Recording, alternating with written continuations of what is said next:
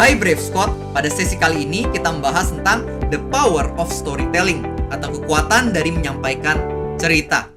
Nah, storytelling itu secara simpel atau sederhana artinya adalah ketika kita mengemas inti pesan melalui sebuah cerita yang menarik agar inti pesan dapat lebih mudah dimengerti oleh audiens. Kemampuan storytelling ini adalah sesuatu yang sangat amat esensi, sangat amat penting untuk kita miliki. Karena ini akan sangat berpengaruh untuk membuat kita menjadi orang-orang yang berhasil dan sukses. Kalau nggak percaya, tanya aja sama Steve Jobs, yang dulu sempat menjadi CEO dari perusahaan Apple. Beliau pernah mengatakan bahwa the most powerful person in the world is the storyteller. Jadi menurut Steve Jobs, orang-orang yang sangat luar biasa, sangat hebat adalah mereka yang mampu menceritakan cerita mereka dengan baik. Kalau nggak percaya, kita bisa tanya kepada Dan Lok. Dan Lok adalah salah satu motivator internasional yang sangat amat terkenal. Beliau mengatakan bahwa people don't buy because of logic, but people buy because of emotion. Jadi Dan Lok mengatakan bahwa orang-orang itu suka membeli barang, suka membeli produk, itu tergantung bukan sekedar sama logika mereka, melainkan tergantung oleh faktor emosional mereka. Makanya kalau misalnya kita lihat barang-barang yang kejual dengan harga sangat mahal dan terjual dengan sangat amat banyak, itu biasanya adalah produk-produk yang memiliki semacam cerita di baliknya. Contohnya, kenapa banyak orang yang mau beli tas LV? Padahal tas LV sama tas-tas lain yang mungkin ada di Mangga 2, itu kan fungsinya sama ya, untuk membawa barang-barang di dalam tas tersebut. Fungsinya sama. Tapi kenapa mungkin kalau misalnya di toko-toko lain harganya sebuah tas mungkin hanya 100 atau 200 ribu. Tapi kenapa di toko LV ini tas bisa sampai jutaan, bahkan belasan puluhan juta? Kok bisa bedanya itu sangat amat tinggi? Jawabannya adalah karena LV bukan hanya menjual barang, tapi menjual sebuah cerita. LV membuat dirinya terlihat jauh lebih eksklusif dan jauh lebih berkualitas. Memang tentu bahan produknya lebih mahal, tapi sebenarnya nggak semahal itu juga kok. Betul ya?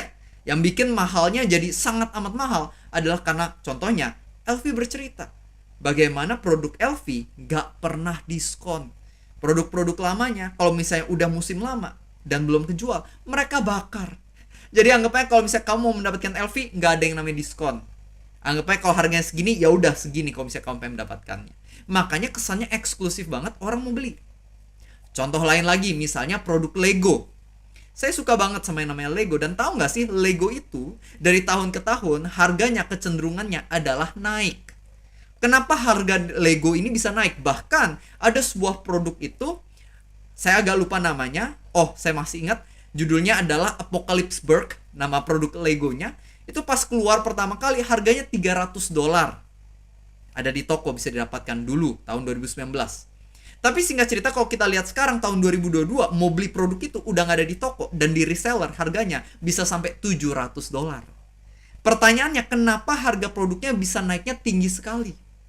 Karena ternyata ketika Lego keluarin produk itu, dia juga bikin film Lego Movie 2, di mana Apocalypseburg adalah kota dari film Lego tersebut.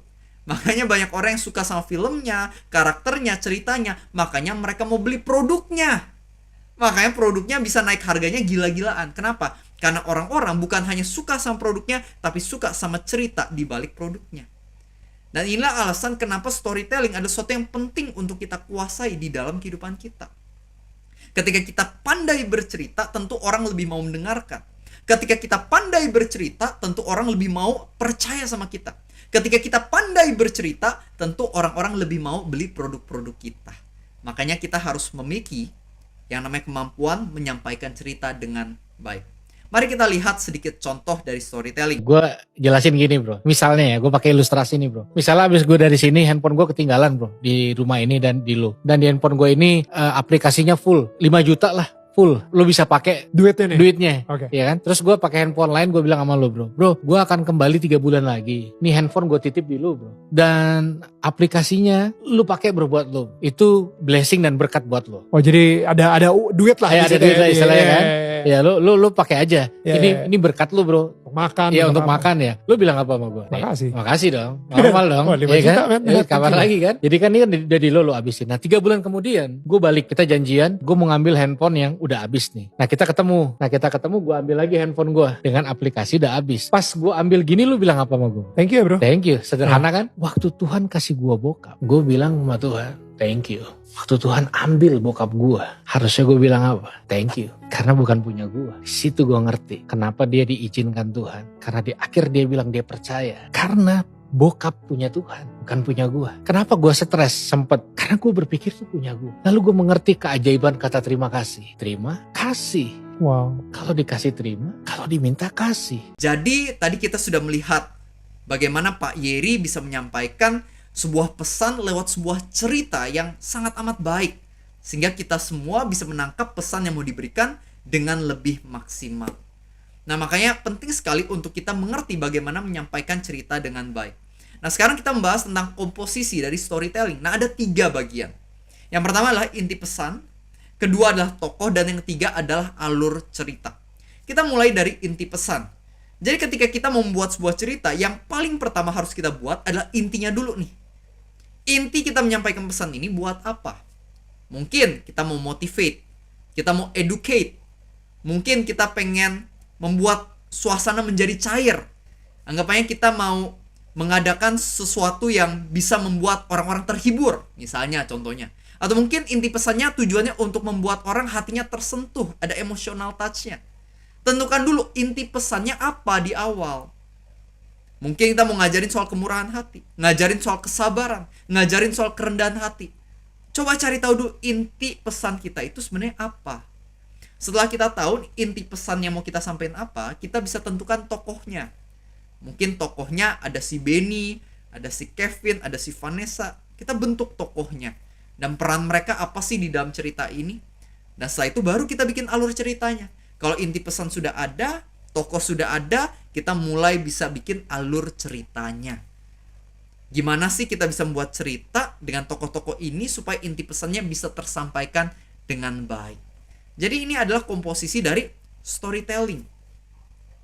Oke, contohnya kita bisa melihat misalnya film Pinocchio misalnya.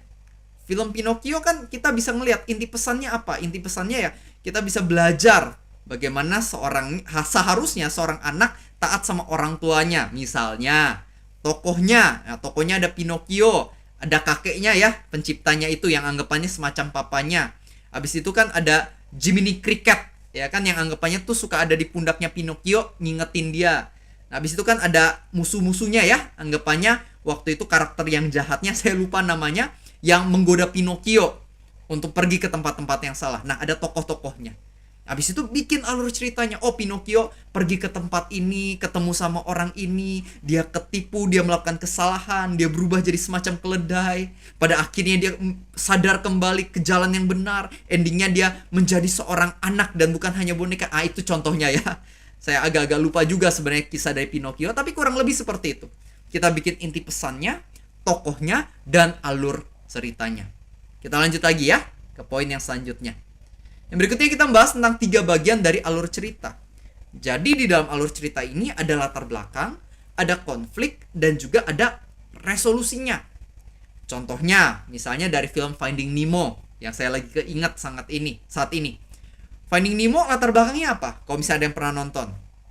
Waktu itu papanya, kalau nggak salah namanya si Marley, dia punya istri dan punya banyak telur. Itu latar belakangnya. Tapi abis itu datang anggapannya ikan buas kan, mengejar dia, dan singkat cerita pas dia kebentur, dia bangun, ternyata telur-telurnya sudah nggak ada, istrinya sudah nggak ada, yang tersisa hanya dia dengan 1 telur. Nah itu latar belakangnya. 1 telur itu akhirnya kan menjadi Nemo ya, kalau misalnya teman-teman ada yang pernah nonton. Konfliknya apa? Konfliknya singkat cerita Nemo ini dia terhilang. Nemonya hilang, akhirnya papahnya harus mencari Nemo. Itu konfliknya. Resolusinya apa? Resolusinya akhirnya Nemo berhasil ditemukan oleh papanya, si Marley atau Marlin ya, saya lupa namanya siapa. Tapi kurang lebih seperti itu alur cerita dari film Finding Nemo. Jadi di dalam setiap film atau setiap cerita pasti ada alurnya, ada latar belakang, konflik, dan resolusi. Latar belakang anggapannya apa kejadian atau apa keadaan pada awalnya, pada mulanya. Konflik anggapannya apa yang bikin deg-degan, masalahnya apa, tantangannya apa.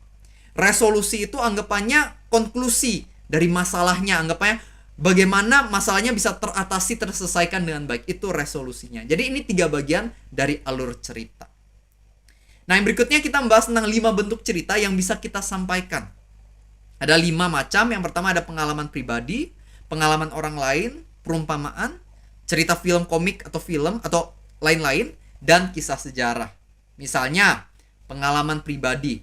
Nah, di sini kita bisa bercerita contohnya tentang cerita diri kita. Mungkin saya pernah hampir nggak naik kelas. Nah, saya bisa cerita itu. Pengalaman saya hampir nggak naik kelas.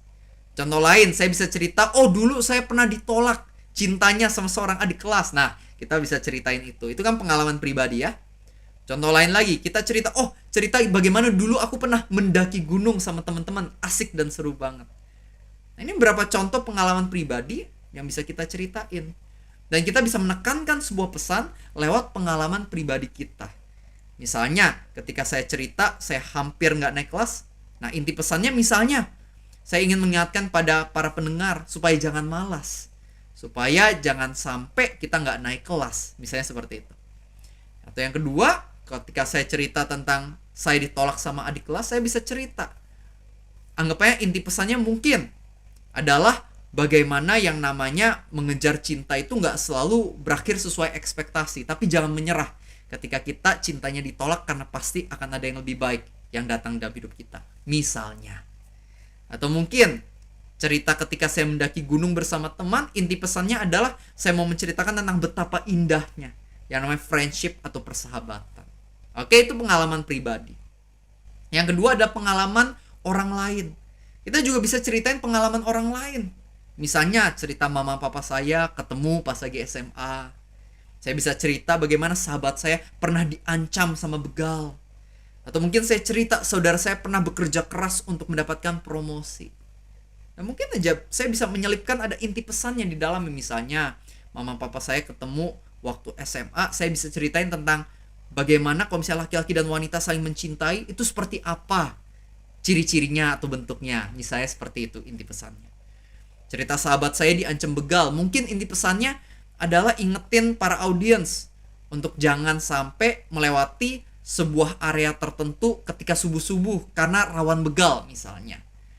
Cerita saudara saya bekerja keras untuk dapat promosi, saya bisa ingetin kepada audiens untuk bekerja keras jika ingin naik level di dalam pekerjaan dan penghasilan. Saya bisa menyampaikan inti pesan lewat pengalaman orang lain. Contoh lain lagi, cerita perumpamaan. Nah, perumpamaan apa sih? Perumpamaan itu anggapannya cerita yang simple dan sederhana, tapi mengajarkan sebuah pesan yang mendalam. Cerita perumpamaan itu anggapannya cerita yang kita bikin sendiri. Kurang lebih contohnya seperti misalnya ya, perumpamaan jangkrik di dalam kotak. Ini saya sampaikan sedikit perumpamaan. Pada suatu ketika, ada seekor jangkrik yang seumur hidupnya dia terperangkap di dalam sebuah kotak kecil. Ketika dia berada dalam kotak itu, dia sangat amat sedih sehingga dia berusaha untuk keluar. Hingga suatu hari entah gimana ceritanya, kotaknya itu terbuka. Ada sebuah celah sehingga jangkrik itu keluar dan dia sangat amat senang. Dan akhirnya dia memulai sebuah perjalanan. Ketika dia melanjutkan perjalanannya, dia ketemu sama jangkrik lainnya. Dan dia bingung, jangkrik lainnya ini kok bisa lompat sangat tinggi dan sangat jauh. Jadi dia tanya pada jangkrik itu, Pak Jangkrik, kok kamu bisa lompat sangat tinggi dan sangat jauh sedangkan aku tidak bisa? Dan Pak Jangkrik ini mengatakan, loh kamu sama ini tinggal di mana?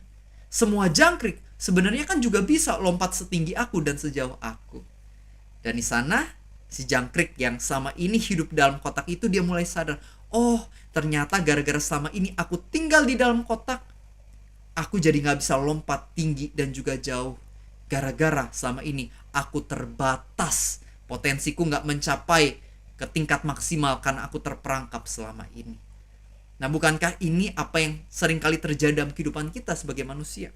Seringkali pikiran kita ini terperangkap oleh semacam kotak semu yang membatasi kita sehingga kita nggak bisa mencapai potensi maksimal di dalam kehidupan kita. Seringkali kotak ini bisa disebut sebagai perkataan negatif dari tetangga. Atau mungkin kotak ini bisa berupa trauma. Atau mungkin bisa berupa kegagalan di masa lalu yang membuat kita jadi takut untuk mencoba lagi. Seringkali kotak-kotak inilah yang membuat kita nggak bisa mencapai keberhasilan dalam hidup. Nah, misalnya seperti itu ya. Jadi saya kasih sebuah cerita yang simple, sederhana, tapi ada sebuah meaning, ada sebuah poin yang penting di dalamnya. Contoh lain cerita perumpamaan, misalnya perumpamaan kakek yang kehilangan kudanya. Misalnya seperti ini ya. Pada suatu ketika ada seorang kakek yang memiliki seekor kuda. Singkat cerita, pada suatu hari kudanya ini pergi meninggalkan kakek itu, pergi ke sebuah hutan. Entah kemana. Dan ketika ini terjadi, para tetangga dari kakek ini atau petani ini datang dan mengatakan, Pak Petani, kasihan sekali kamu, kuda kamu meninggalkan kamu seperti itu. Apa yang terjadi kepada kamu sangat amat buruk. Petani ini hanya tersenyum dan mengatakan, mungkin. Nah, singkat cerita, beberapa hari kemudian, kudanya yang telah pergi meninggalkannya, tiba-tiba balik lagi. Tapi dia balik gak sendirian. Dia balik dengan 3 kuda liar lainnya. Dan ketika itu terjadi, para tetangga datang dan mengatakan, oh, Pak Petani, kamu beruntung sekali. Karena sekarang kamu bukan hanya punya 1 kuda, melainkan kamu punya 4 kuda. Apa yang terjadi pada kamu sangat amat baik. Dan petani itu hanya tersenyum dan mengatakan, mungkin. Dan singkat cerita, keesokan harinya lagi, anak dari petani ini menunggangi salah satu kuda liar tersebut. Tapi karena ini masih liar, masih baru, kuda ini sulit untuk dikontrol. Dan singkat cerita, larinya begitu cepat, hingga akhirnya anak dari petani itu terlempar dan kakinya patah. Sehingga orang-orang, para tetangga datang dan mengatakan, oh Pak Petani, kami dengar bagaimana kaki anakmu patah oleh karena kuda liar itu. Apa yang terjadi kepada keluarga kamu sangat amat buruk. Petani itu lagi-lagi hanya tersenyum dan mengatakan, mungkin. Dan singkat cerita, beberapa hari kemudian datanglah para orang-orang militer. Dan mereka datang mencari anak-anak muda untuk diajak atau dipaksa masuk ke dalam militer, tentara, untuk berperang bagi negara. Tapi ketika mereka melihat anak si Pak Petani yang kakinya sedang patah, mereka mengatakan kepada satu sama lain, anak ini kakinya patah, gak bisa ikut berperang sama kita. Akhirnya anak petani gak perlu ikut berperang, sedangkan anak tetangga yang lain semuanya pada ikut berperang. Jadi mereka datang pada Pak Petani dan mereka mengatakan, aduh Pak Petani, kamu beruntung sekali. Karena anak kamu kakinya patah, dia gak perlu ikut berperang. Sedangkan anak-anak kami semuanya ikut berperang dan kami saat ini lagi deg-degan, lagi ketakutan. Aduh gimana ya kalau misalnya ternyata anak-anak kami semuanya gak selamat di dalam peperangan. Apa yang terjadi kepada kamu sangat amat baik.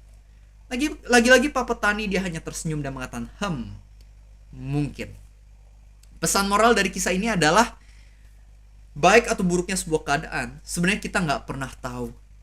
Karena kita gak pernah tahu the big picture. Kita gak tahu gambaran besarnya.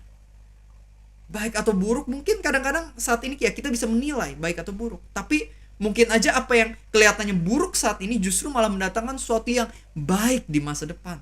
Maka itu ketika ada kejadian buruk dalam hidup kamu, gak usah stres, khawatir, dan depresi, tapi tersenyum aja dan mengatakan, mungkin aja apa yang terlihat buruk hari ini justru akan mendatangkan keberhasilan dan keberuntungan buat aku di masa depan.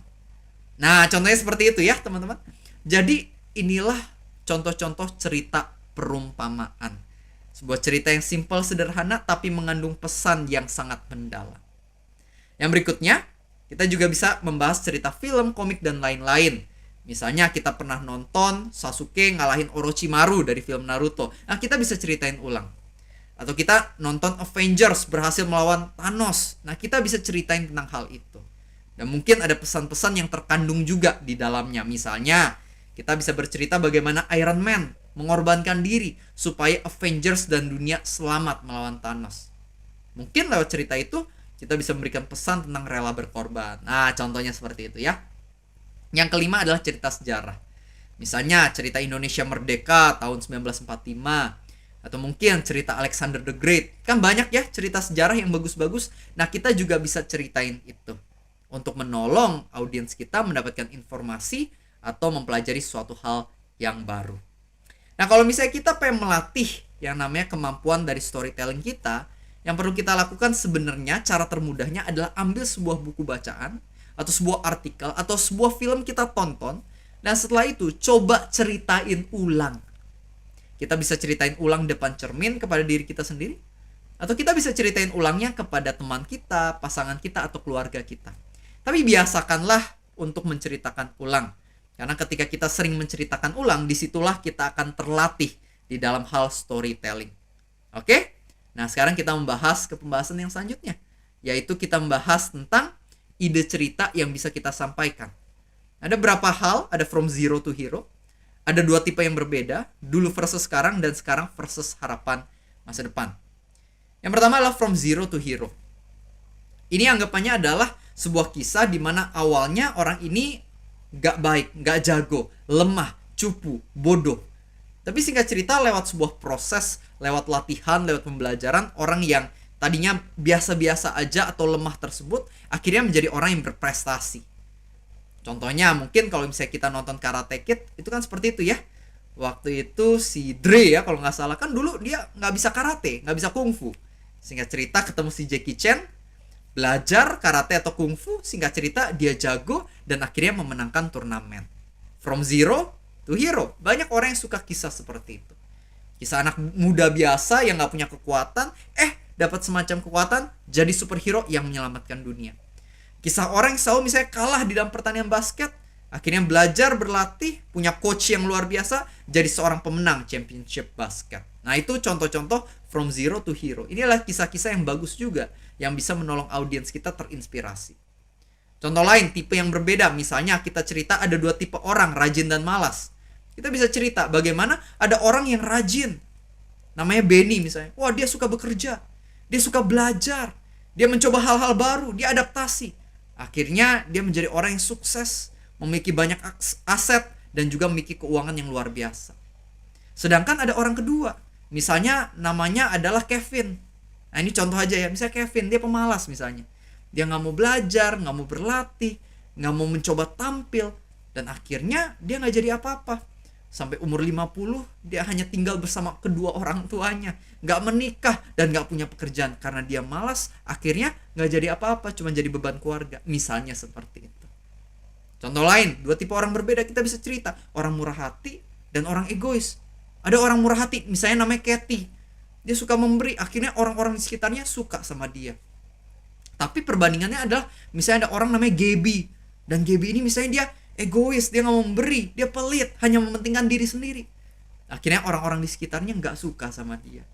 Nah itu adalah contoh cerita dua tipe yang berbeda. Kita membandingkan satu tipe dengan tipe yang lain untuk menyampaikan sebuah pesan tertentu kepada audiens kita. Ada juga dulu versus sekarang.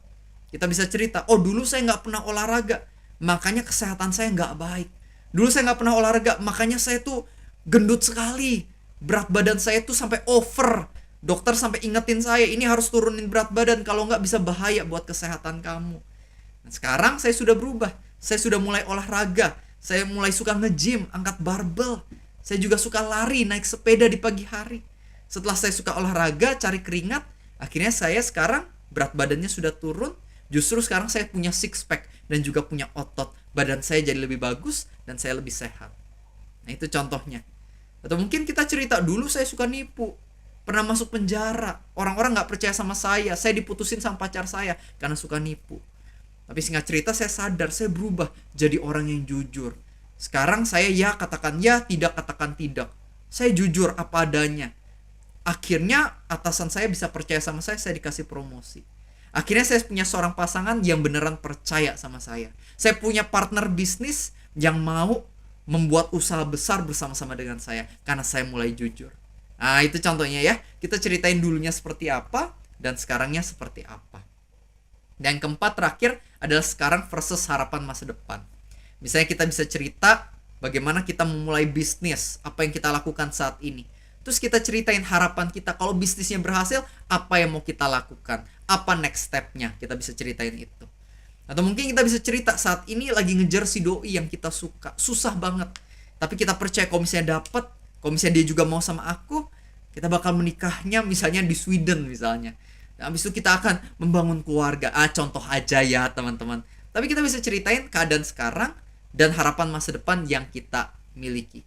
Nah ini adalah beberapa ide aja. Kalau misalnya teman-teman bingung harus menceritakan apa, ketika kalian mungkin memiliki kesempatan untuk bercerita. Intinya adalah banyak berlatih di dalam bercerita. Karena semakin sering kita bercerita, semakin kita akan handal dan lancar di dalam bercerita. Dan ketahuilah bahwa kemampuan bercerita akan sangat membantu kehidupan kamu. Orang-orang akan lebih dapat menangkap pesan kamu. orang-orang akan lebih bisa terinspirasi sama kamu, dan ketika kamu menjual produk atau jasa, tentunya orang-orang akan lebih tergerak untuk membeli apa yang kamu tawarkan. Oke, semangat terus, yang penting belajar. Saya percaya kita semua akan menjadi orang yang sukses dan berhasil.